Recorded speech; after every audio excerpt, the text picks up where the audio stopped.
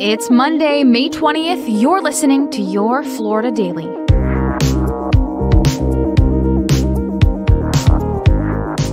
I'm Katrina Scales. A deadly shooting in Sarasota over the weekend has apparently left Brian Batty, running back for the Auburn Tigers, in critical condition. Deputies say Thomas Batty, Brian's brother, was killed.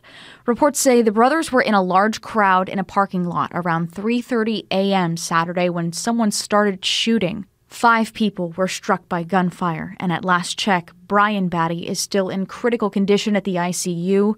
What started the violence and the identity of the shooter is still under investigation. Batty played 3 seasons at the University of South Florida before he transferred to Auburn ahead of the 2023 season. A GoFundMe page has raised over $50,000 for the Batty family. In Flagler County, school district leaders are sending a message to parents after a series of swatting calls forced lockdowns at several schools. Last week, several hoax calls came into Buddy Taylor Middle School threatening violence at the campus and others in the district.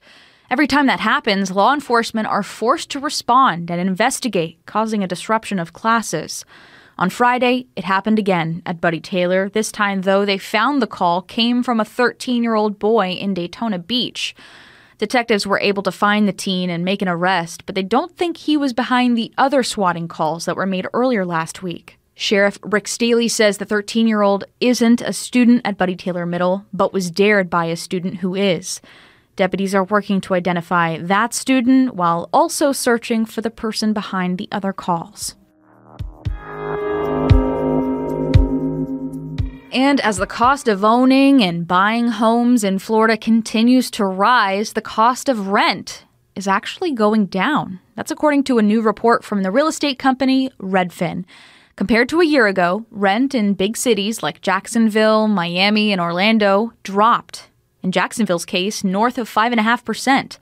Miami reported a decline of 5%, and in Tampa, it fell 4.3%.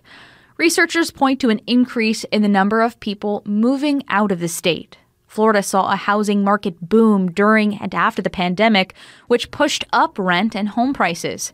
Now, analysts say migration has cooled and that many of the apartments built over the last 2 years to accommodate the boom are sitting empty.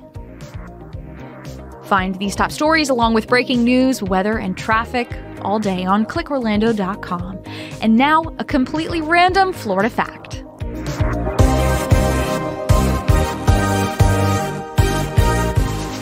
In the early 1940s, Zephyrhills Army Airfield served as a training ground for hundreds of Army pilots during World War II.